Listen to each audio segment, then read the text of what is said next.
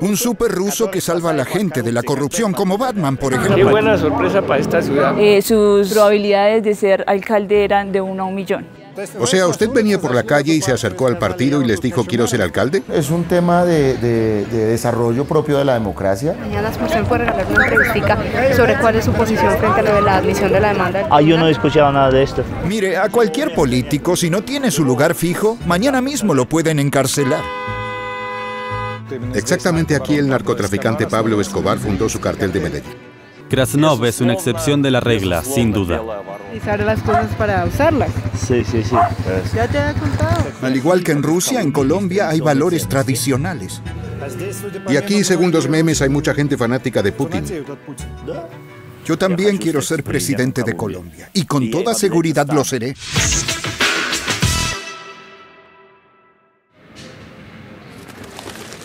Jordania, si no en Grecia, siempre por todos lados. Hablábamos de Sodoma y Gomorra, pero ¿cuántas ciudades hoy en día han ganado igualdad?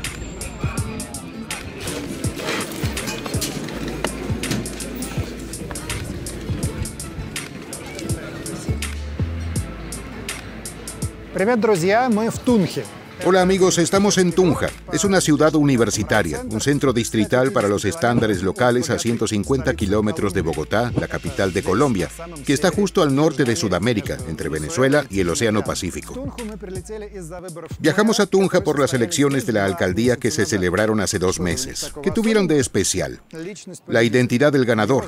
Se llama Mikhail Krasnov. Nació en Saratov y su lema principal de campaña electoral era la lucha contra la corrupción. Y funcionó.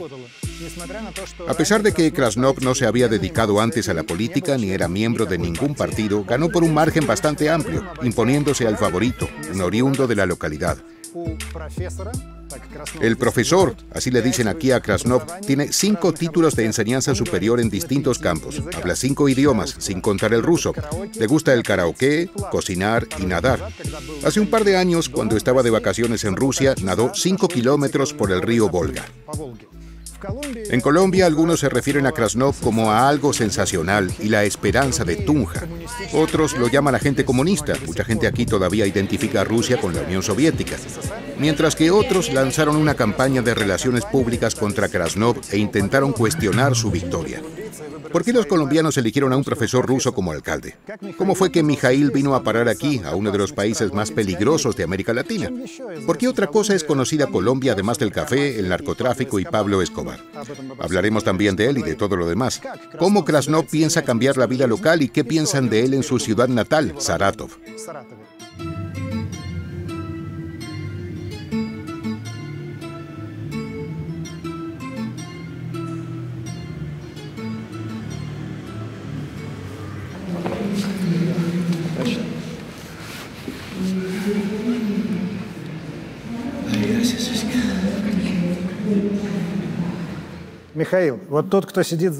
Mikhail, el hombre que está sentado detrás suyo es Gonzalo Suárez Rendón, fundador de Tunja. Sí. Un conquistador español del siglo XVI. ¿Cómo se siente al ser heredero, el último de una sucesión tan numerosa? Por segunda vez en la historia de Tunja, un colombiano nacido en el extranjero gana la alcaldía. Bueno, Rendón no la ganó, él la conquistó y yo la gané. Vaya que la gané.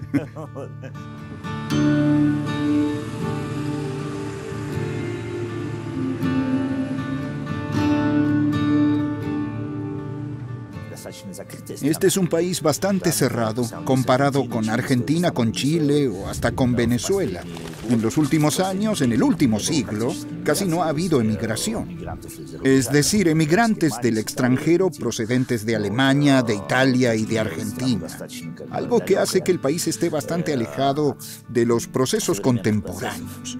Por eso para los colombianos al principio, incluso durante la propia campaña, cuando me decían, como usted es extranjero, ¿cómo podría ser eso? Pero al principio, por supuesto, fue un shock para todo el mundo.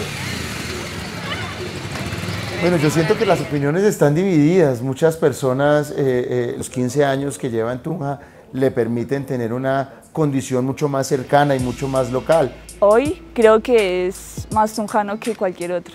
Hoy. Nosotros tenemos unas palabras muy particulares, no sé, me imagino que en Rusia también. Acá se dice no usted ni tú, sino su merced, y él la utiliza. Su merced. En la sala contigua de la Casa Museo están los retratos de los 14 presidentes de Colombia que salieron de esta provincia.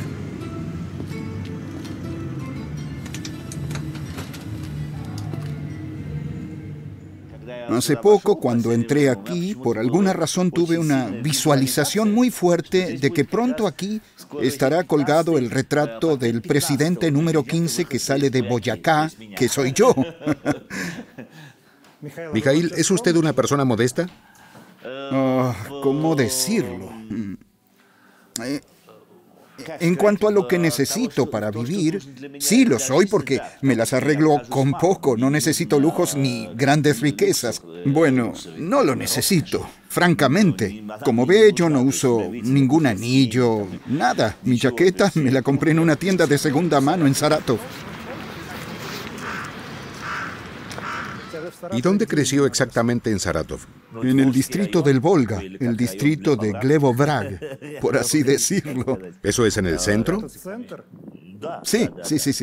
¿Qué les pareció a sus conocidos de Saratov el hecho de que se convirtiera en alcalde? Bueno, la verdad no lo sé, porque yo prefiero cuando estoy en Saratov realmente estar en Saratov, y cuando estoy aquí estar solo aquí, así que no hablo con Rusia, y lo mismo ocurre cuando estoy en Rusia, no hablo con Colombia. Tenemos los contactos, porque yo sé que somos amigos y cuando vuelva seremos amigos de nuevo.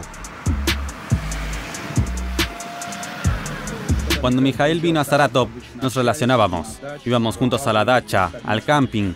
Íbamos juntos a comer carne asada y otras actividades. Tenemos un grupo de sauna y vamos con regularidad desde el año 2005 aproximadamente. Mijaíl se nos une a menudo cuando está aquí. Misha lleva mucho tiempo diciendo que tiene conocidos que se dedican a la política, que es un tema interesante, que es una oportunidad para su realización. Y nosotros nos alegramos mucho y le deseamos éxitos cuando decidió involucrarse en la campaña electoral. Estuvimos atentos a los resultados de las elecciones. Eran alrededor de las 2 de la madrugada, hora Moscú, cuando empezaron a anunciar los resultados. Nos sorprendimos gratamente y lo felicitamos. Mijaíl lo hizo muy bien. Todo un año de mucho esfuerzo, probablemente cientos de discursos a los electores en diferentes distritos y pueblos.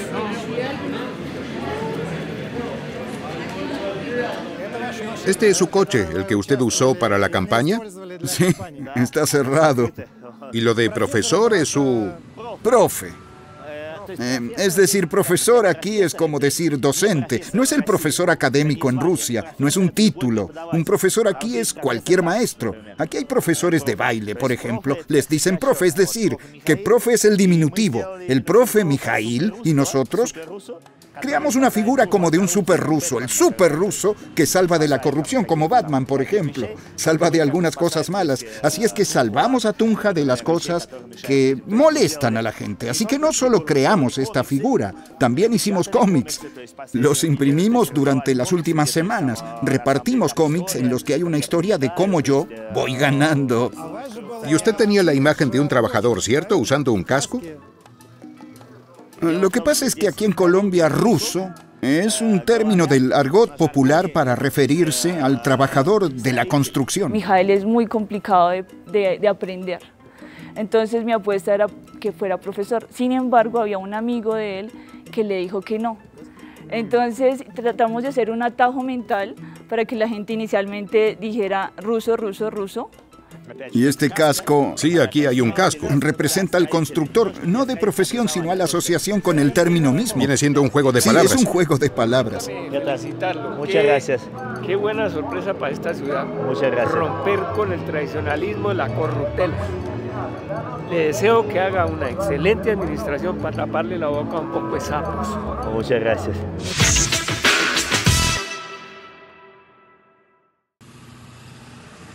¿Por qué usted, un profesor universitario, un ciudadano ruso, decidió postularse para la alcaldía de Tunja?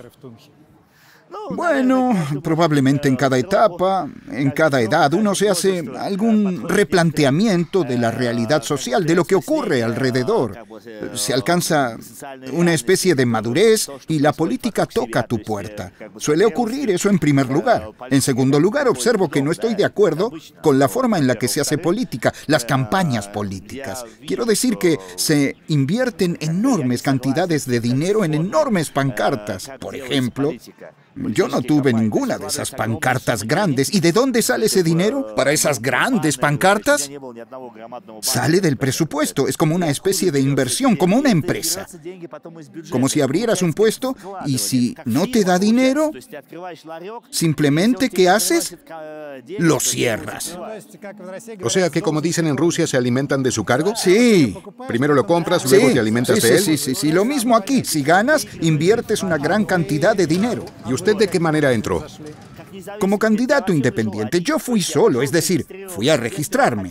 Primero quise registrar mi movimiento independiente. Para eso solo tuve que ir a la oficina de inscripción y registrar un logotipo. Incluso el logotipo lo dibujé yo mismo, no tenía nadie. Y fui a juntar firmas. Según la ley, tienes que recoger el 20% del potencial electoral, es decir, 27.000 personas, 27.000 firmas.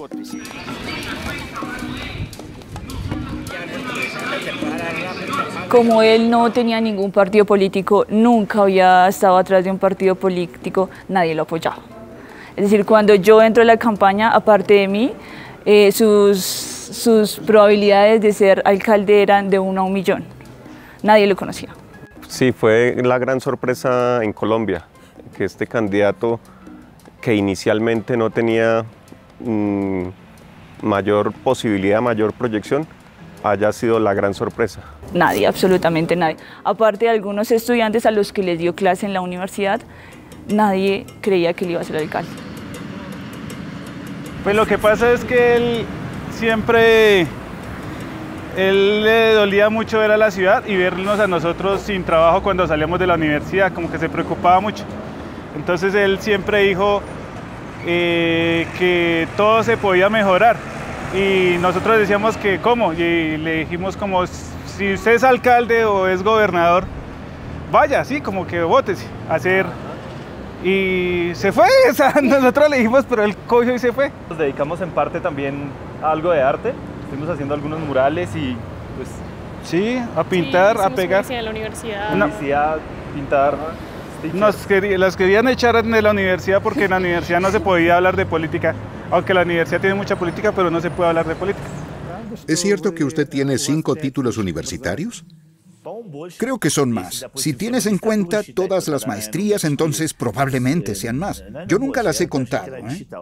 ¿Y cuántos idiomas conoce? Bien, creo que sé unos 6. Porque sin práctica se van olvidando. ¿Y cuáles son esos idiomas? Por ejemplo, el alemán. He vivido en Alemania. Lo domino a la perfección. Así que alemán, ruso, español, inglés. Conocía y hablaba el polaco y el serbio. Pero ahora no puedo. Digamos, entablar una conversación de inmediato no podría.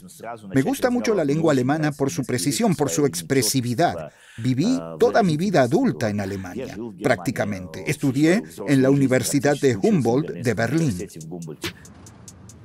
Krasnov se fue a Berlín a estudiar en el 2002, tras haberse graduado en la universidad en Saratov, y en Alemania, al parecer, se integró por completo. Incluso se casó con una alemana y tuvieron 2 hijos varones. ¿Y qué edad tienen ellos ahora? Tienen 19 y 17 años. Se divorció de su esposa, ¿cierto? Bueno, eso fue ¿en qué año? Nos divorciamos en el 2012, pero vivimos separados desde el 2008 o el 2007, desde el 2009. En los últimos años, cuando empecé a viajar a Colombia, vivía en los 2 países, así que un semestre aquí, un semestre allá, un año aquí, 2 en Alemania. Usted lleva aquí 16 años. Sí. Es decir, casi 16 años. ¿Cómo es que usted llega aquí? Usted viene por un programa de intercambio estudiantil. Sí, para ser honesto, el intercambio de estudiantes en Colombia se suponía que fuera en Tunja por la conexión entre las universidades.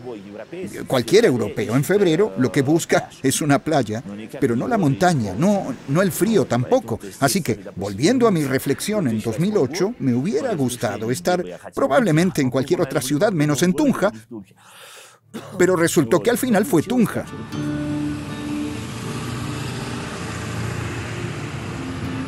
Tunja es además un enorme campus o ciudad estudiantil. Aquí viven unas 200.000 personas y una de cada 6 es estudiante, porque aquí hay 13 universidades, más de 120 institutos y muchas escuelas. A Tunja la llaman la capital universitaria de Colombia y también el análogo local de Oxford y Yale. Una de las universidades más importantes es la Universidad Pedagógica y Tecnológica de Colombia, la UPTC, que jugó un papel importante en la vida de Krasnov. Inicialmente, Mikhail estudió ahí en el marco de un programa de intercambio de estudiantes y más tarde dio clases. Me ofrecieron un trabajo y yo busqué y encontré uno en la universidad. Enseñaba el alemán como lengua extranjera. Daba clases en la Facultad de Derecho. Un máster en Derechos Humanos. Y usted tiene además una hija en Rusia. Sí, tiene 4 años. Nació en Colombia. ¿Nació en Colombia? Cuéntenos cómo fue eso. En el año 2018 me fui a Rusia para el Mundial de Fútbol. Allá, en Saratov, a través de unos amigos de nuestra empresa, conocí a una chica. Luego la traje a Colombia y aquí nació mi hija. Luego ustedes se separaron y... Sí, lo que pasa es que a ella no le gustó Colombia, no se orientó, no se integró aquí. Y ellas se fueron en julio y yo debía irme en septiembre, y en agosto me escribió que no tenía sentido que fuera. Prácticamente se fueron a Rusia y nunca más regresaron. En la práctica me robaron a mi bebé. Quiero decir, se fueron y nunca volvieron. Y eso fue todo. Yo firmé los papeles de salida, pero sin saber que no iban a regresar. ¿De saberlo hubiera firmado esos papeles? Por supuesto que no.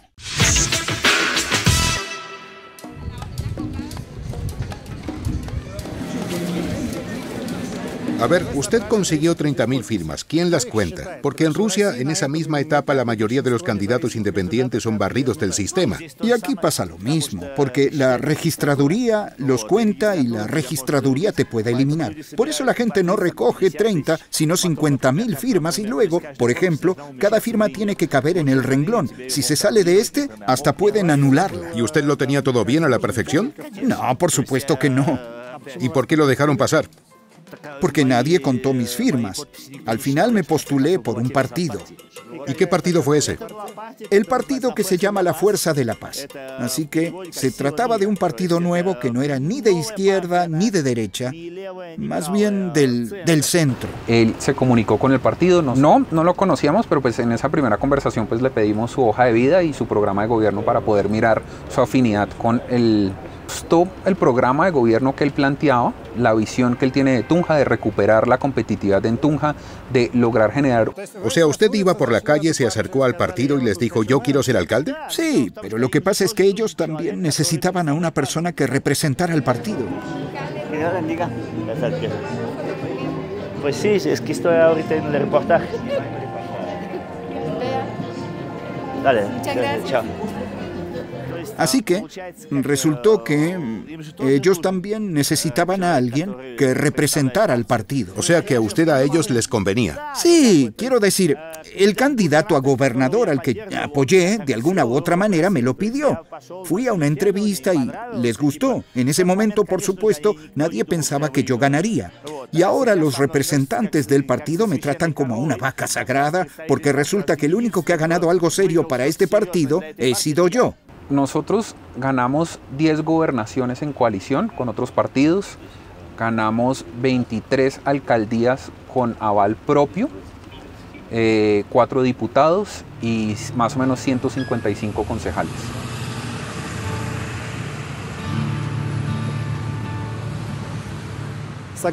Según las encuestas, el nivel de confianza en el gobierno y en la democracia es muy bajo entre los colombianos. El presidente es elegido por 4 años y, curiosamente, no puede permanecer en el cargo más de un mandato en ninguna variante. Pero los alcaldes y los gobernadores pueden ser reelegidos, pero no consecutivamente, sino a intervalos. Hasta la fecha hay 35 partidos políticos registrados en Colombia. Los más grandes son los partidos liberal y conservador, más o menos como en los Estados Unidos. Pero aquí son muy frecuentes las coaliciones entre partidos, cuando unos se unen a otros en aras de una tarea concreta. Un buen ejemplo es la coalición gobernante Pacto Histórico, que unió a la mayor parte de la izquierda, incluyendo a la influyente Alianza Verde, a cuyo candidato Krasnov le ganó en las elecciones. Justo en Tunja tenemos muchos políticos porque el departamento de Boyacá está demasiado fragmentado. Para 1.300.000 habitantes teníamos 8.300 candidatos para ocupar cada puesto.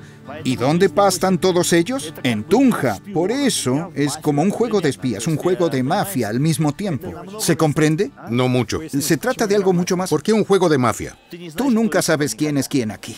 Entonces una persona te propone algo y... No sabes si alguien de tu propia campaña está trabajando para otra gente. Del mismo modo que gente mía fue infiltrada en otros partidos y yo sin experiencia pude hacerlo. Por consiguiente, gente de otros partidos también se infiltró en el mío. Eso fue lo que ocurrió. ¿Fueron elecciones limpias? Bueno, a ver cómo explicar. Si digo que alguien tiene más dinero que otro o que alguien tiene más recursos administrativos que otro, y eso siempre sucede. Pero en sentido general, ¿son limpias? ¿El conteo de los votos fue limpio? Sí. ¿Y sus posiciones políticas? ¿Usted es de izquierda, de centro o de derecha? Lo más probable es que sea de centro-derecha. Colombia es un país bastante izquierdista. No. ¿No? Hablaré un poco sobre cómo está organizado el poder administrativo en Colombia. Está dividido en el distrito capital de Bogotá, donde estamos ahora, y 32 departamentos. Los departamentos están dirigidos por los gobernadores. Esto es como las regiones en Rusia, que son sujetos de la federación. Y los departamentos, a su vez, se dividen en municipios, lo que para nosotros serían los distritos, que están dirigidos por los alcaldes. Ellos acá tienen amplias competencias, sobre todo económicas, y no están subordinados a los gobernadores. Son las autoridades municipales. El presidente de Colombia, desde el año pasado, es Gustavo Petro, y lo más importante es que Petro es un ex guerrillero. Él a los 17 años se afilió al Movimiento 19 de Abril, organización radical de izquierda. Esta fue una de las organizaciones militantes implicadas en la Guerra Civil colombiana.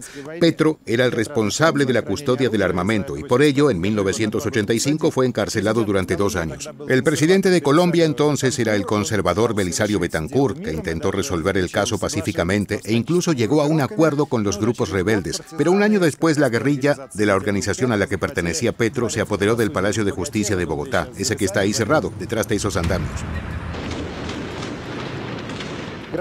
La guerra civil colombiana aún no terminó, lo que la convierte en el conflicto armado más prolongado de la América Latina moderna. De hecho, dura ya más de un siglo y se remonta a 1964, cuando se crearon las FARC, las Fuerzas Armadas Revolucionarias de Colombia. Había varios grupos de este tipo y estaban en guerra tanto con el gobierno como entre ellos. Los motivos ideológicos eran muy diversos, pero la razón económica, al menos en la actualidad, es esencialmente la misma: el control de las plantaciones de coca, es decir, la participación en el tráfico de drogas, uno de los sectores más importantes, aunque a la sombra de la economía nacional. Las acciones combativas son del tipo de guerra de guerrillas y no se llevan a cabo en las ciudades, sino en las zonas rurales. Las mismas continúan hasta hoy con distintos grados de intensidad, interrumpidos por el alto de fuego y las negociaciones. Según el Centro para la Memoria Histórica, entre 1985 y 2016, hasta 500.000 de personas fueron víctimas de esta guerra. Miles fueron rehenes. Incluso la candidata a presidente Ingrid Betancourt fue uno de estos rehenes durante 6 años. Toda América Latina es bastante de izquierda, pero Colombia particularmente es el único país donde nunca había llegado la izquierda al poder. La primera vez en la historia que alguien de izquierda llegó es Petro. ¿El presidente actual? Sí, los demás se movían de un lado al otro. Interrumpimos la entrevista porque a Mijail lo esperan en la conferencia de la Asociación Local de Empresarios. Alcalde electo de Tunja, Mijail Krasnov. ¿Sí está bien pronunciado? Sí. Y pues agradecerle porque sé que la agenda es muy apretada. Este es un grupo de emprendedores, Asociación Colombiana de Emprendedores, y aquí hay algunas muestras de Lo que estoy diciendo que acá pues no falta la iniciativa, ni falta gente con talento, lo que falta, ni plata falta, de hecho, pues lo que falta es el mercado a dónde vender, ¿sí? Porque yo, pues lo que hablando con los emprendedores, pues yo veo que muchos están trabajando a 10 a 20% de la capacidad. que podrían vender más, pero no hay a quién. La campesina boyacense. Ay, qué bien. Esto, por favor, reciban. Ay, muchas gracias. Entregándole, por favor. Bueno. Un merced, por favor. Alcalde, este es otro tratamiento procesado de alimentos. Listo. Alguien lo reciba, ¿no? Entonces, para llevarlo al carro. ¿Esta es su nueva oficina? Sí. ¿Y este es el escudo de Boyacá o de Tunja? Es el de Tunja, el de águila bicéfala. Es muy parecido. Por supuesto que sí. Tunja formaba parte del Imperio Español y Carlos V era también rey del Sacro Imperio Romano Germánico. ¿Y de ahí salió esa águila? Sí, de ahí está el águila. Resulta que está en muchos escudos de armas de países europeos y es de hecho también el águila bicéfala del escudo de un país que usted seguro conoce bien.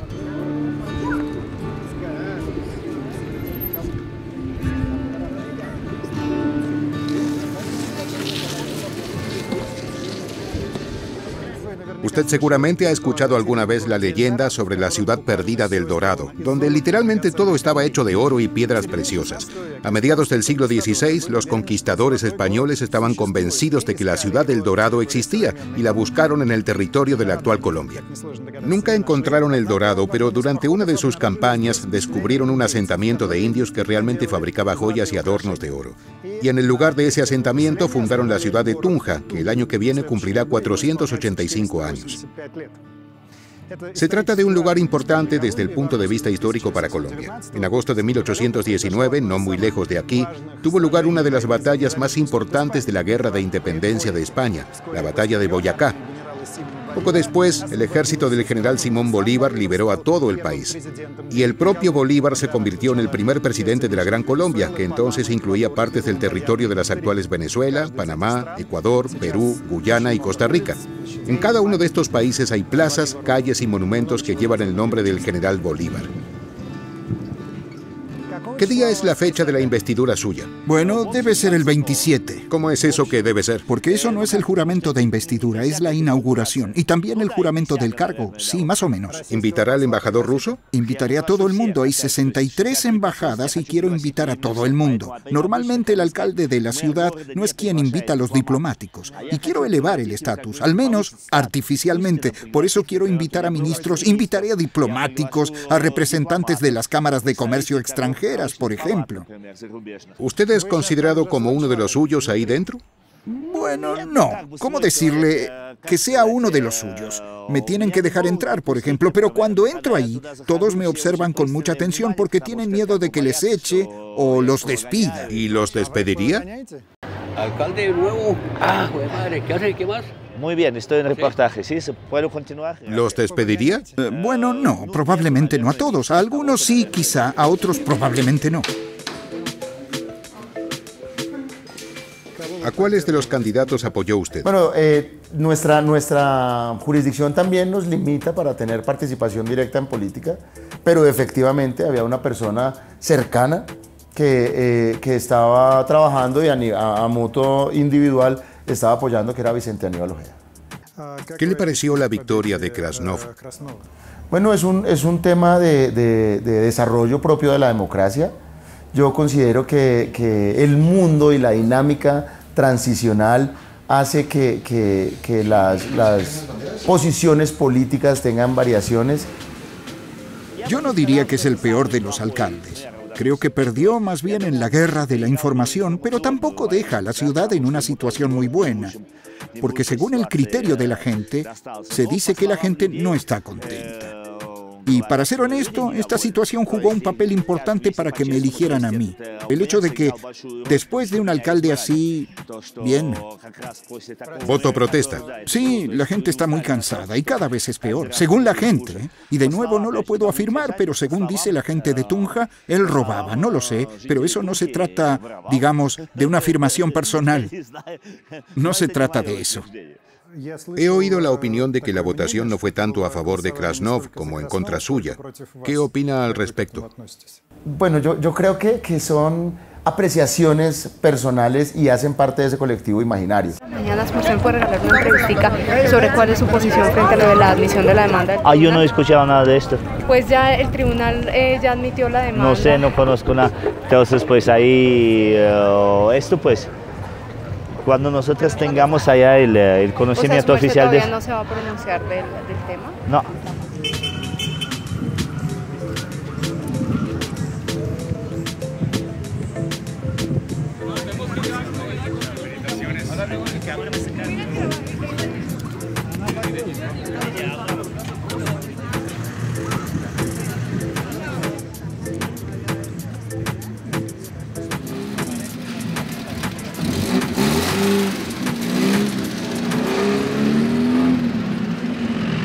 En 2 semanas gané 3 grandes encuestas serias, es decir, ya estaba claro que yo ganaba.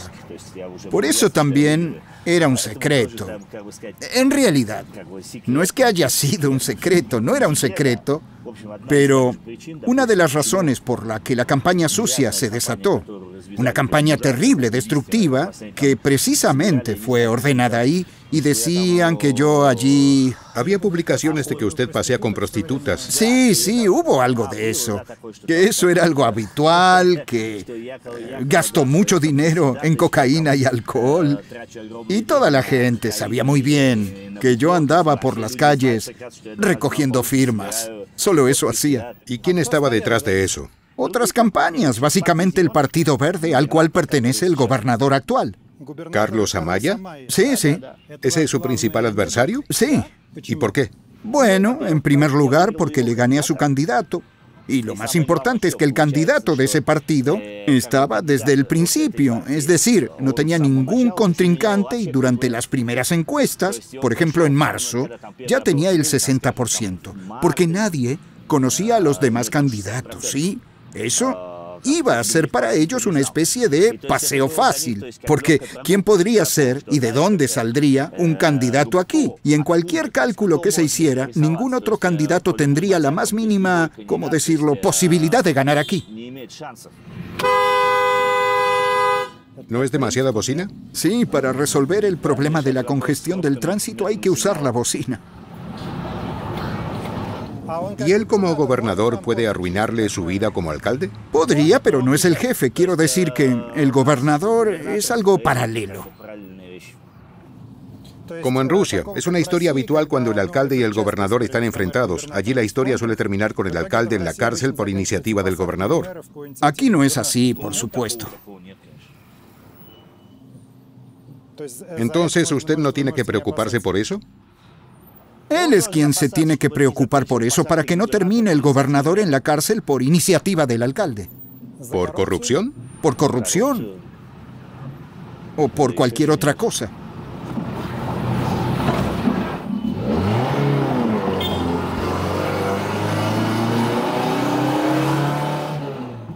Fíjese en cualquier político, no tiene lugar fijo. Mañana mismo lo pueden encarcelar. El problema es que esté quien esté en el poder, todos estos organismos de control también están en sus bolsillos. A juzgar por su estilo de conducción, que siempre es un buen indicador, usted parece ser una persona bastante ruda y agresiva. No es que sea agresivo. Y tampoco es la forma de conducir, es que, de lo contrario, el motor del auto se apaga. ¿Sabe cuál es el problema con Carlos Amaya? A él lo que le importa es que quiere ser presidente. Ya se presentó por su partido en las primarias, por ejemplo. Él lo tiene todo muy claro. Él quiere ser presidente. Esa es su prioridad número 1. Es lo que más quiere en el mundo. ¿Y qué le hace falta para lograr eso? Él necesita exposición mediática y yo le quité toda esa exposición mediática. Sí, eso es fuerte.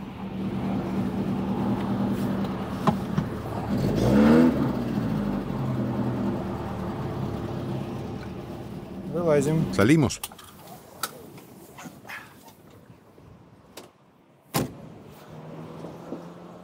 Este coche es candela. ¿Y no le preocupa que le acaben calificando de populista? Algunas personas ya lo hacen. ¿Y qué les responde? Les respondo como debe responder un maestro, un profesor, que es el populismo. Eso viene de la voz latina populus, que quiere decir pueblo. Y digamos que lo contrario a eso es el elitismo. O sea, ¿para quién gobernamos? ¿Para la élite o para el pueblo? Cada frase puede aprovecharse como uno quiera. Eso también lo aprendí. Aprendí en la política que a cualquier hora del día y sobre cualquier tema siempre hay que dar una respuesta, aunque sea vacía, pero con un enfoque y una narrativa populistas. ¿Entramos por aquí? Sí.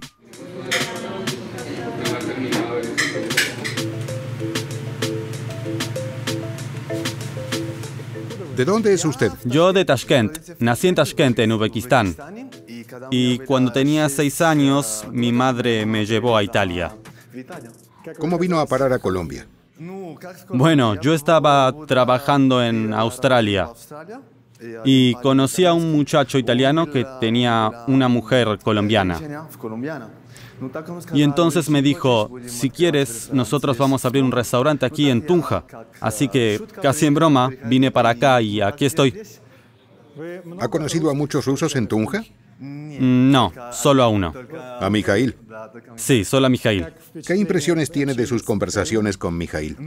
Bueno, pienso que será un buen... ¿Alcalde? Sí, muy buen alcalde. Porque todos piensan que tiene una mentalidad diferente y hará lo que él debe hacer. Hay mucha corrupción aquí, en Tunja, en Colombia. Corrupción. Sí, corrupción. Pero conozco a rusos que no son tan corruptibles. Bueno, no sé cómo puedo decirlo. No tan corruptos. Es decir, si hay algo que hacer, se hace bien y no lo haré porque alguien me dé dinero. Quiero hacer las cosas bien hechas porque quiero que sepan que lo ha hecho un ruso. Así. ¿Qué tipo de demandas hay contra usted? Se presentó una demanda en la que se afirmaba que supuestamente yo no existo, que soy un holograma y que tengo microchips. O sea, tuve que realmente ir a la oficina de registro, hacerme un examen biométrico para demostrar que yo soy yo. La segunda demanda era mucho más grave. También fue presentada por un particular cuyo nombre no nos dice nada. Detrás de esta persona, por supuesto, estaban los adversarios políticos de Krasnov. La demanda consistía en que, de acuerdo con la legislación local, en el transcurso de un año antes de ser postulado para las elecciones municipales, el candidato no puede haber firmado ningún contrato con el Estado, para que el candidato no tenga ningún interés deshonesto o exista ningún conflicto de intereses. Krasnov, en cambio, trabajó como profesor en una universidad pública durante un año antes de presentarse a las elecciones. Así que, desde el punto de vista formal, esta restricción fue violada, y eso es lo que señalan sus oponentes. Krasnov, por supuesto, argumenta que se trata de pura formalidad, porque en realidad él no firmó ningún contrato con ninguna entidad estatal. ¿Y qué pasó con esa demanda, la segunda demanda? Nada. Bueno, ahora está en proceso de revisión, pero en cualquier caso, la ley es la ley. Ellos deben pronunciarse a mi favor. ¿Y ellos pueden anularle los resultados suyos? En teoría sí. Pero en la práctica, la ley está de mi parte porque soy profesor y la docencia no entra dentro de los aspectos que prohíbe la ley, claro. Eso asusta más que el tema del holograma.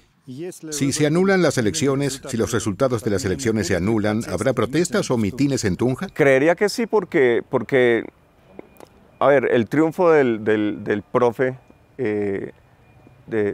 profe Krasnov lo explica el inconformismo. Fue un voto protesta. En cualquier caso, incluso si se lleva a cabo todo este pleito, el proceso tardará 1 año y medio como mínimo. En 1 año y medio tendré tiempo... Eso es casi la mitad del plazo. ...de organizar las cosas de tal manera que en cualquier caso sea un proceso irreversible. No se trate solo de reformas, sino de cambios que no podrán revertirse.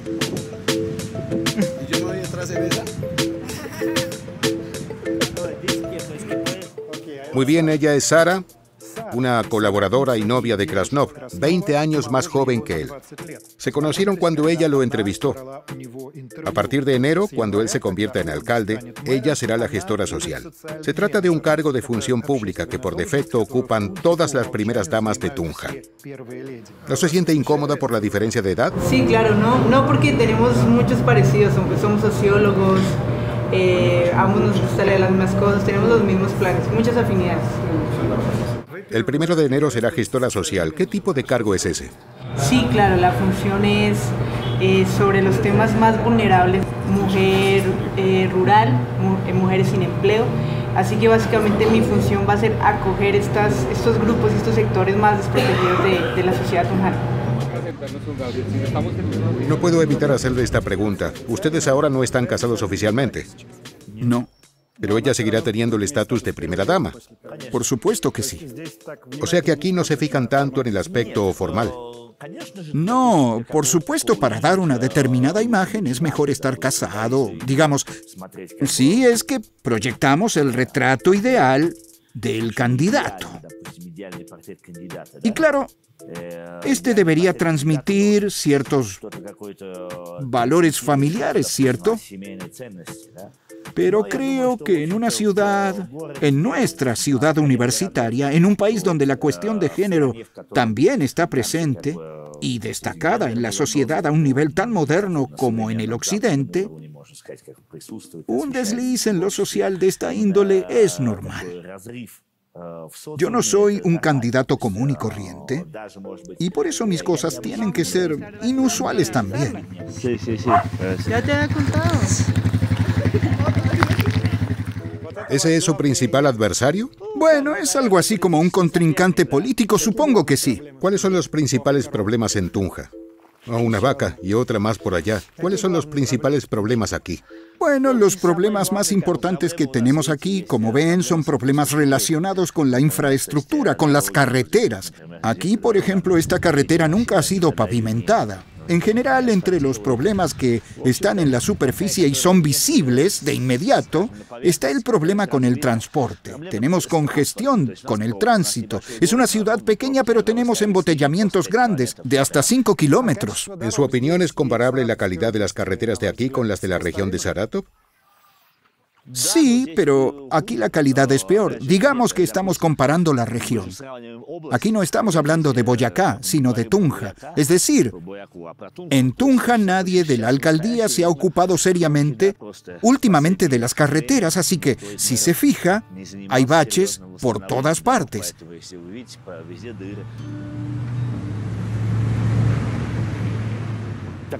Como en Rusia, también en Colombia existen valores tradicionales. Muchos están orgullosos de ellos, algunos los toman como bandera política. Por ejemplo, no son omnipresentes. ¿La religión es importante aquí para Tunja? Sí, es muy importante y tenemos un centro religioso muy relevante, probablemente el más importante de Colombia, porque tenemos una iglesia del siglo XVI.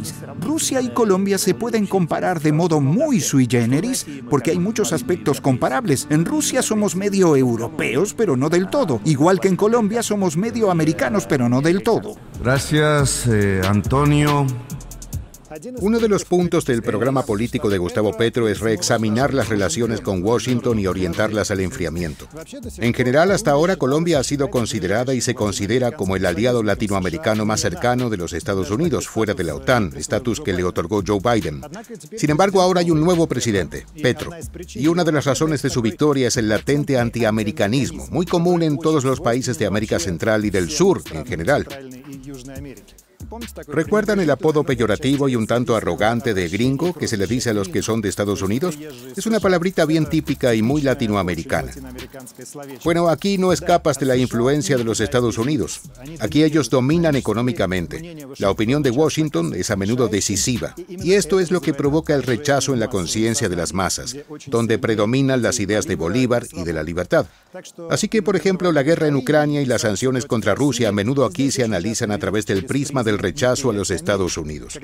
Cuando Krasnov fue elegido alcalde, aparecieron un montón de memes sobre el tema en las publicaciones. Yo apenas los he mirado. Mira este, por ejemplo. El nuevo alcalde de Tunja está conduciendo por las calles de la ciudad. ¿Hay algo más? Aquí hay otro con cumplidos a Stalin. Está lindísimo. Es un juego de palabras muy interesante porque está lindísimo. Es como que está muy guapo, está lindísimo. Yo no sé si mis muchachos han visto esto, pero es genial. Aquí hay otro más. Putin pregunta, ¿cuánto se tarda en llegar en autobús a Tunja? Y a juzgar por los memes aquí, mucha gente es fanática de Putin. Sí. ¿Por qué? La gente sabe muy poco de Rusia y, en general, comparan a Rusia con la Unión Soviética. La Unión Soviética que ofrecía universidades gratuitas para estudiar, estipendios.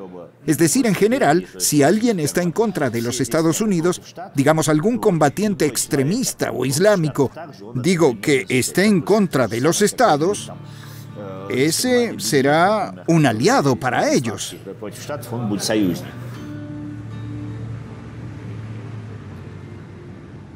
¿Qué opina de lo que está ocurriendo ahora en Rusia y Ucrania? ¿Cuál es su posición al respecto?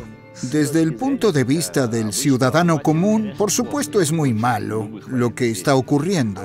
Estoy en contra de cualquier acción militar, especialmente si las acciones tienen lugar en el espacio postsoviético, porque yo nací en la Unión Soviética, y si mira mi pasaporte, la nacionalidad de mi madre es ucraniana y la de mi padre es rusa, así que mi madre no es de Ucrania, pero étnicamente pertenece a alguna parte de ese país. Yo estoy en contra y no me gusta. Y como alcalde de Tunja, también creo que cualquier guerra, especialmente aquí, cualquier conflicto armado, también afecta a Colombia. ¿Desde qué punto de vista?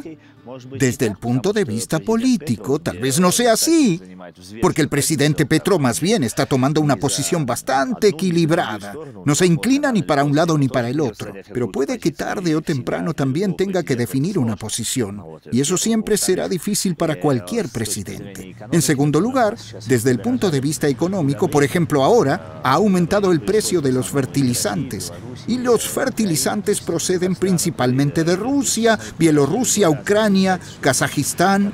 Ahora su precio se ha multiplicado por 2 y resulta que Tunja no es solo una ciudad, es un municipio. En el 87% del territorio del municipio de Tunja, que es zona rural, se cultivan patatas, entre otras cosas. La cuna de la papa está aquí en los Andes, por eso los precios de los fertilizantes en la ciudad están directamente afectados por la guerra.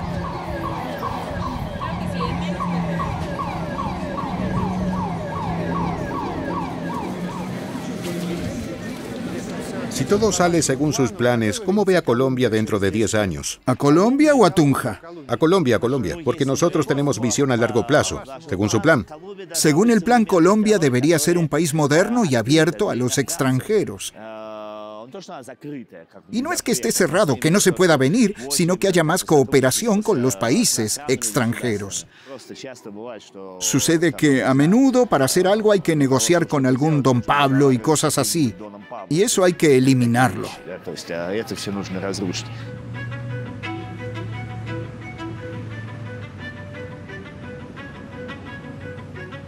Estamos en Medellín. Aquí es donde el capo de la droga Pablo Escobar fundó su cartel de Medellín. Los televidentes rusos miraron mucho la serie Narcos. Este cartel vendía cada día decenas de toneladas de cocaína al extranjero, por supuesto, sobre todo a los Estados Unidos. Y según diversas estimaciones, esto le reportaba a Pablo un total de entre 20 a 30 mil millones de dólares al año.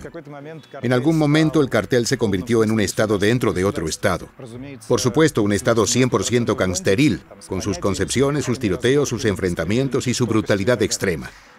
Pero como suele ocurrir cuando la mafia se convierte en un estado, para los pobres locales, que son la mayoría de la población, Escobar era el paradigma del poder justo, y no importaba que fuera del poder nocturno. Además, como siempre ocurre en las provincias, había una especie de orgullo, porque alguien de los suyos había logrado llegar bien lejos. Todavía hay mucha gente aquí que extraña aquellos tiempos, porque Escobar, entre otras cosas, construyó todo un barrio para los pobres en Medellín, que todavía lleva su nombre, y prometió construir barrios similares por toda Colombia cuando ganó las elecciones al Congreso en el año 1982. Que se dedicara a la política como Krasnov lo ha hecho ahora, y no los estoy comparando, por supuesto, pero en el caso de Escobar no fue para nada sorprendente, incluso menos sorprendente que en el caso de Krasnov, porque Pablo sentía que podía comprarlo todo aquí. Sin embargo, cuando empezó la campaña, resultó que el resto de Colombia no lo conocía tan bien e incluso mantenían una peor actitud hacia él. Los intentos de solucionar el problema con los detractores, como de costumbre, no hicieron más que complicar las cosas. Y tras una serie de asesinatos de gran repercusión, y lo más importante, tras las categóricas exigencias de los Estados Unidos, las autoridades colombianas decidieron detener a Escobar, tras lo cual tuvieron que construir una prisión aparte para él. Se llamaba La Catedral. Cuenta la leyenda que Escobar aprobó personalmente su diseño. No solo era cómoda, sino que constituía un auténtico centro de gestión, desde donde Escobar seguía dirigiendo todo su imperio, controlando los beneficios, ordenando torturas y asesinatos. Algunos desafortunados entre los condenados fueron incluso llevados a esta prisión. En algún momento las autoridades, de nuevo bajo la presión de los Estados Unidos, dijeron que había llegado el momento de trasladar a Escobar a una prisión común, pero él no esperó y escapó. Y durante una operación especial para atraparlo fue exitosamente abatido a tiros. Eso fue en el año 1993. Se cree que fue personalmente responsable de la muerte de unas 4.000 personas, sin contar las que murieron a causa de la droga que él le suministraba. A pesar de ello, Escobar fue despedido por multitudes en su último viaje y tras su muerte se convirtió en una especie de ídolo pop. Y gracias de nuevo a Netflix, Medellín se convirtió en un destino turístico.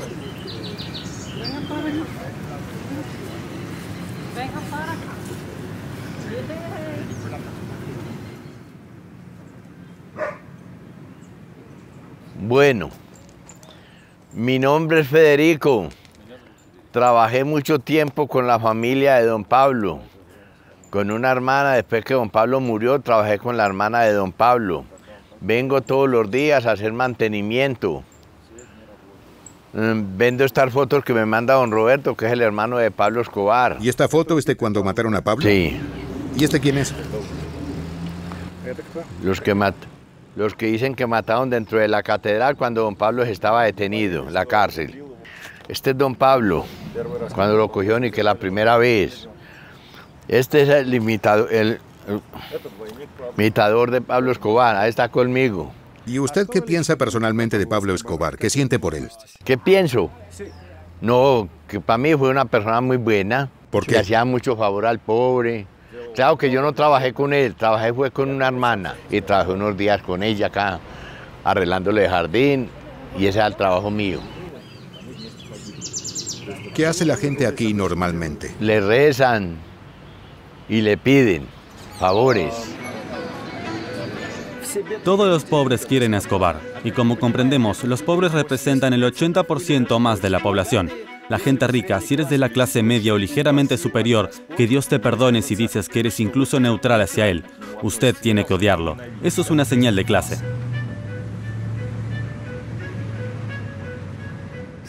Por cierto, después del estreno de Narcos, mucha gente se llevó la impresión de que la época dorada del tráfico de cocaína colombiana tuvo lugar en los años 80 y 90 del siglo pasado y que hacía mucho tiempo había terminado. Pero en realidad no es así. El tráfico continúa. En los últimos 10 años, cada vez mueren más personas en las guerras de la cocaína en toda América Latina. Y según los pronósticos, a finales de este año, la cocaína podría convertirse en el principal producto de exportación de Colombia, superando al petróleo. Es importante decir que casi toda esta cocaína se exporta. Colombia no es un país consumidor, Colombia es un país productor. ¿Cuál era la utilidad de los carteles? Entre las 10 principales clínicas médicas comerciales que existen en América Latina, 4 de ellas están en Colombia. Eso lo hizo el cartel de Cali.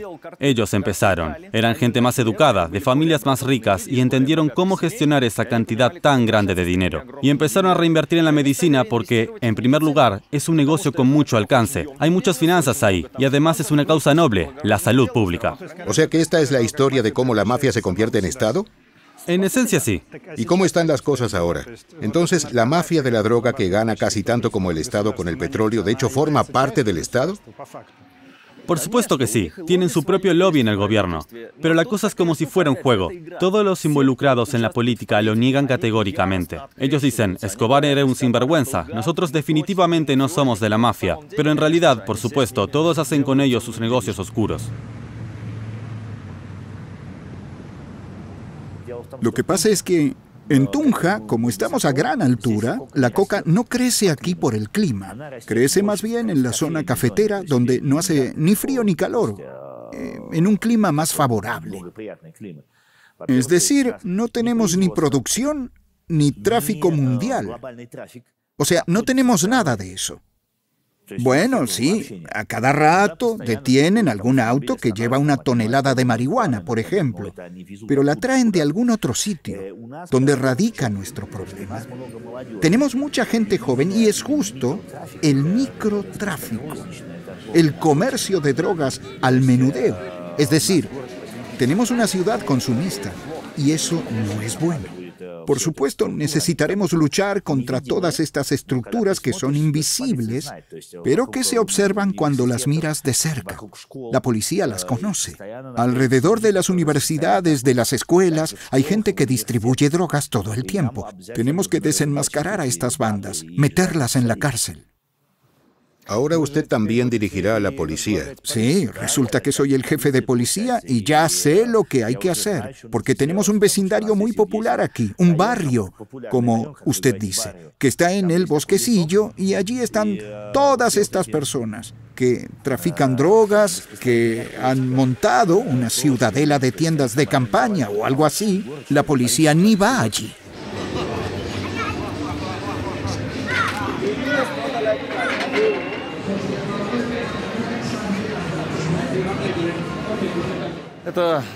Este es el famoso barrio Comuna 13. Aquí le decimos barrio, pero la palabra brasileña favela es la que más le pega, para que quede más claro. Básicamente en Colombia todo el mundo lo entiende también, solo decimos barrio. ¿Qué cosas interesantes han pasado aquí? Esto es realmente un símbolo de la transformación de Medellín, porque antes era un barrio muy peligroso y aquí no vivían mafiosos de la droga, como mucha gente piensa, sino organizaciones terroristas. Controlaban la autopista, el suministro de armas y de drogas, y todo el tiempo se peleaban entre ellos. Aquí había policías de servicio, es decir, eran formaciones ilegales que controlaban el barrio, y había tiroteos y asesinatos constantemente.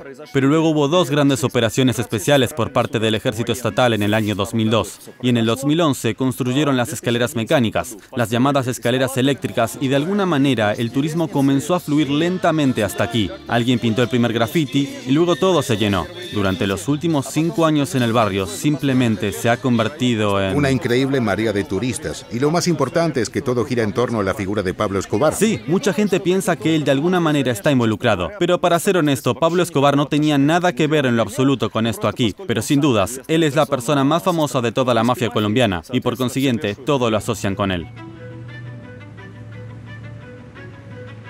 Se trata de un barrio popular donde vive la gente de las capas no adineradas de la población.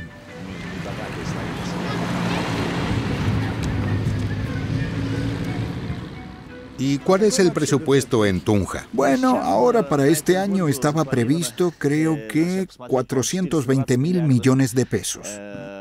Y ese no solamente es el presupuesto del cual disponemos nosotros libremente, o sea, básicamente. La mayor parte de este presupuesto por ley tiene que destinarse para ciertos fines. Por ejemplo, para la educación, la salud pública. Se entiende. ¿Y en la realidad? En la realidad contamos con muy poco dinero para la inversión libre. Además tenemos la deuda del municipio, de la ciudad. El servicio de la deuda es de 22.000 millones de pesos al año y el monto para pagarle a todos los empleados, por ejemplo, para los salarios de todos es de 10.000 millones. Es decir, incluso el servicio de la deuda es el doble de lo que nos cuesta el funcionamiento del propio ayuntamiento. O sea, el presupuesto es deficitario. En ese presupuesto no se han previsto las inversiones, así que tenemos que desarrollar la ciudad sin contar con nuestros propios fondos del presupuesto de Tunja, sino rogándole dinero al Estado, porque está el presupuesto municipal, existe el regional y existe el federal. ¿Qué es eso de rogándole? ¿Qué hay que hacer para conseguirlo? Hay que ir a Bogotá, hablar con ministros, con los políticos y con quien haya que hablar, y presentar proyectos para que estos sean financiados con dinero del presupuesto federal. ¿Y qué se necesita para eso? Solo contactos reales. ¿Y los tiene?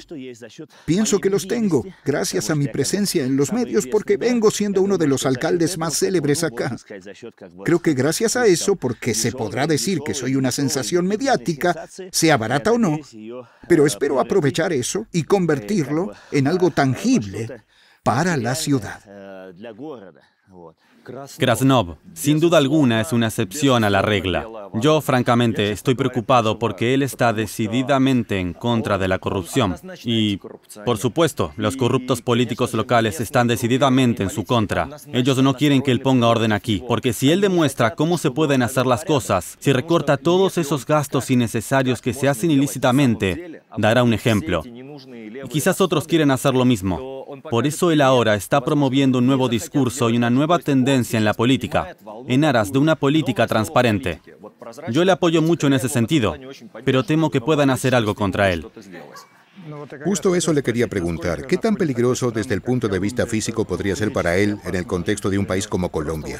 Muy peligroso. ¿En serio? La luz roja de alarma puede estar parpadeando. ¿Tendrá seguridad como alcalde? Sí, claro. Me la están proponiendo desde ya. Pero como todavía no soy alcalde, me ofrecen un custodio policial. Pero, ¿dónde voy a ir con un custodio? No tengo un auto tan grande para eso. ¿Y qué hará? ¿Se irá a caminar conmigo? ¿Pero han asesinado políticos en Tunja o en Boyacá? Sí, ha sucedido. Asesinaron, creo que a un juez o a algún representante de la ley hace un par de años.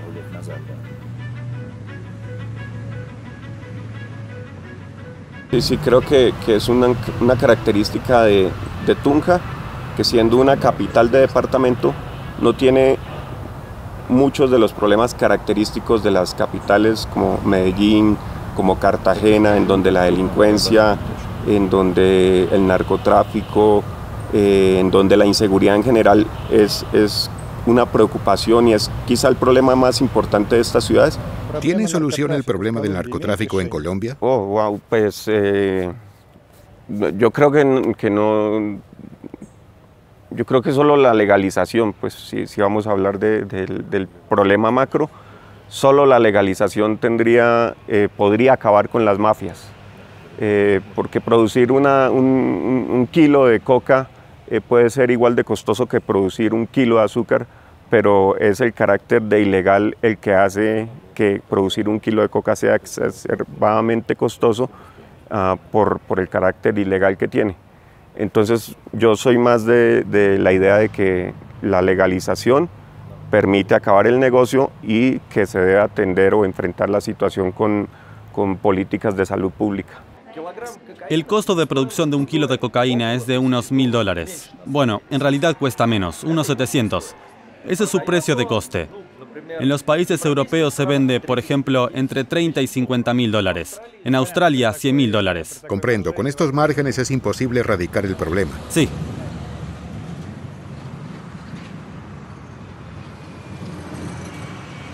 Yo no conocía nada, nunca había tocado ningún tipo de droga, no sabía nada de Escobar, ni conocía nada de nada. Solo miré el mapa, vi que era un país hermoso, con montañas, verde, y simplemente viajaba por América Latina, es decir, después de Asia, después de Europa quería ir a América Latina, un paso lógico, ¿no? ¿De qué año estamos hablando? Del 2018, justo antes de la Copa del Mundo. Y cuando llegué a Colombia pensé, aquí mismo es, un mundo libre, pero de verdad. Explícame, por favor, qué fue lo que te sedujo de aquí. Ahora,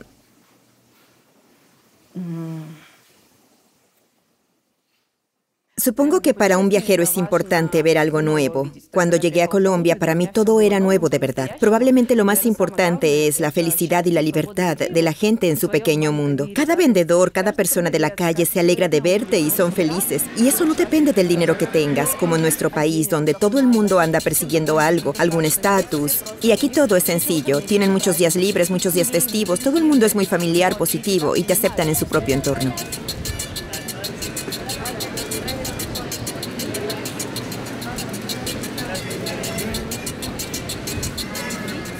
En general no hay tantos rusos en Colombia y tampoco hay muchos rusos viviendo aquí. Hasta el 24 de febrero del año pasado había incluso menos.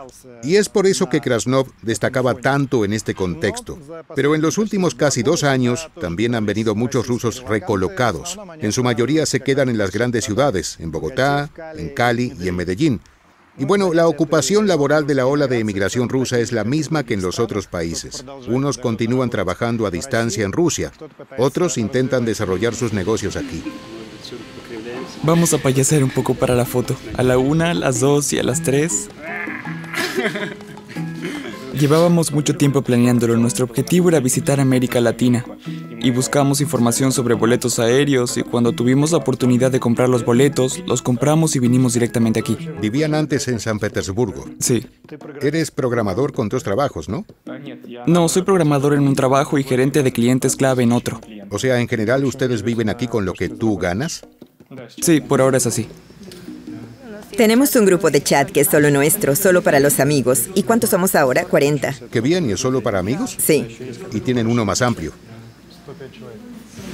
De 105 personas. ¿Aquí? Aquí me siento como en casa.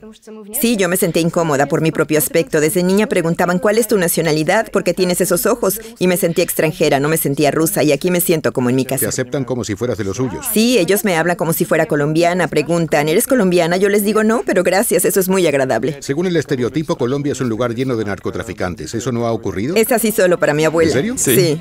He creado una cuenta llamada Bogoterra, Bogotá, Bogoterra. Y estoy constantemente visitando algunos guetos y todo el mundo. Todos los lugareños me escriben, ¿qué haces ahí? ¿Vas por ahí con un iPhone? ¿Estás loca? Y entonces empezaron a reconocerme así por ser tan intrépida. Y yo no sentía ese miedo fuerte. ¿Y no te asaltaron aquí? Bueno, hace poco, pero eso te lo contarán los chicos. 2 motos se detienen con 4 personas con una pistola y con máscaras. Miro de reojo y veo como a Alexei le apuntan con la pistola y me quedé tiesa sin saber qué hacer. No sabía si golpearlos o gritar. Al final le dimos todo lo que llevábamos. Mi teléfono, que lo tenía Alexei en el bolsillo. Creyeron que era su teléfono. Llevaba un teléfono en un bolsillo y otro en el otro bolsillo. Y se quedaron tranquilos con un teléfono pensando que solo traía uno. ¿Y eso arruinó mucho su impresión de Colombia? Al principio sí, al principio estaba enfadada con el país porque me gustaba tanto. Me decía, ¿por qué este país me hace esto? Pero luego me di cuenta de que si amas a Colombia, tienes que amarla de manera íntegra.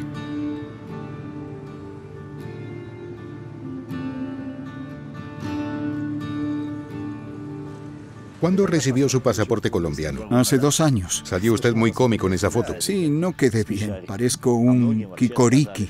Y a muchas personas que llevan viviendo aquí 20, 30 años no se lo han dado. Los rusos a veces escriben que se lo han denegado. No sé por qué. Tampoco es que aquí todo el mundo llega y compra su pasaporte en el mercado. ¿Bajo qué circunstancias usted imagina que pueda desear regresar a Rusia a residir de manera permanente? Bueno, si las cosas empeoran completamente con la política aquí, tal vez. Es que a mí me interesa vivir cosas nuevas. He estado en Rusia, me encanta estar en Saratov, no importa si es en verano o en invierno, me gusta la ciudad, me encanta nuestra playa, el Volga, todos tenemos dachas. Es un verdadero placer y voy allí, tengo una bicicleta, siempre estoy con amigos, pero una cosa es vivir allí y otra es ir cuando tienes dinero. Vas y no haces nada. ¿Le gustaría ser alcalde de Saratov? Yo quiero ser presidente de Colombia. Y lo seré.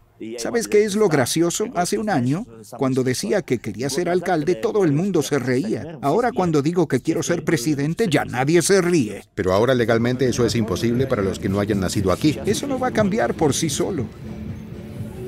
Ya estamos pensando en cómo cambiarlo. Para eso se requiere de la influencia de los senadores. Necesitas la influencia de los representantes de la Cámara Baja y estamos pensando en cómo hacerlo. A eso se le llama introducir enmiendas. ¿Estaría dispuesto a renunciar a su ciudadanía rusa en caso de que aquí... Sí, porque habría que renunciar a ella, porque con la doble ciudadanía seguro que no. Bueno, imagínese, digamos que soy el presidente de Colombia o incluso que soy el alcalde de una ciudad y viajo a Rusia y allá me movilizarán, por ejemplo. Todo el mundo se volvería loco. ¿Y dónde está el alcalde? Porque cuando estoy en Rusia, yo solo soy un ruso. En cualquier caso, al final de mi carrera política, yo siempre puedo volver. Existen programas de compatriotas, de reasentamiento, por ejemplo. No pienso morirme en Colombia. ¿Ah, no? No, claro que no. Yo quiero volver cuando sea viejo a Rusia, a mi aldea. ¿Incluso si logra ser presidente de Colombia? Incluso si logro ser presidente de Colombia o de la ONU, seguiré queriendo volver a la aldea. ¿A la región de Saratov? Sí.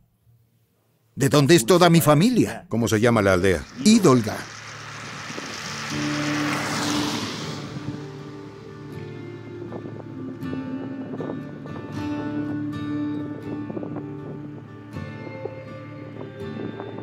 Mi vida siempre ha sido interesante y mucha gente me dice que a ellos les gustaría vivir así. Pero para serles sincero, eso no se lo recomendaría ni a mis hijos ni a nadie. Porque por un lado sí es interesante, pero por otro, cuando no vives donde has nacido, siempre andas algo desgarrado. Sí, aquí tienes amigos, pero no son los amigos de la escuela. Existe una especie de ruptura entre el pasado y el presente. Ni siquiera es una ruptura en el tiempo. Es más bien de tipo sentimental y espiritual. Lo mejor del caso es que mi cumpleaños es el 6 de agosto y el de Tunja también. Quizá eso tenga algo de místico. Bueno, pero también es muy conveniente. ¿Por qué? Porque siempre tienes un día libre, porque aquí también se descansa el 7 de agosto. Siempre hay un lunes libre para el cumpleaños en primer lugar. En segundo lugar, siempre puedes traer el grupo musical que te gusta y decir que es para celebrarlo de Tunja. Bueno amigos, como de costumbre en nuestro canal, ustedes mismos sacan sus propias conclusiones. Les puedo decir con toda franqueza que de forma inesperada estos rodajes en Tunja resultaron un poco nostálgicos para mí, porque sinceramente había olvidado ya lo que es filmar una campaña electoral verdaderamente competitiva y unas elecciones en las que el resultado no es evidente, y en las que hay un nuevo participante, un recién llegado, que puede de repente hacer saltar la banca. Hacía mucho tiempo que no filmaba algo así. Intenté recordar cuándo fue y creo que fue hace casi 25 años, cuando estaba en la ciudad de Krasnoyarsk filmando la campaña electoral del general Lebed. Tuvimos una muy buena edición dedicada a ese tema este año. Traten de verla.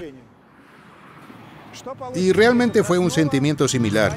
Es difícil decir qué pasará aquí con Krasnov, si Tunja se convertirá en un trampolín para su campaña presidencial o si será devorado por el sistema y desaparecerá aquí al cabo de 4 años bajo la presión de los enormes problemas actuales, de las tareas y de la problemática municipal relacionada con esta ciudad. Pero sin duda lo averiguaremos muy pronto, porque, como ustedes saben, 4 años pasan rápido. Y el alcalde Krasnov estará sin dudas a la vista de todos nosotros. Y amigos, no puedo dejar de constatar el hecho de cómo un ruso apasionado, ambicioso, no relacionado con el sistema, que quiere entrar en la política pública y en la política en general desde este lado, desde el que entró Krasnov, debe estar ahora en Colombia. Porque no me imagino una historia así en la Rusia de hoy. No sé si ustedes se lo puedan imaginar. Esto es La Redacción. Los comentarios y los me gusta déjenlos aquí y suscríbanse al canal. Hasta pronto.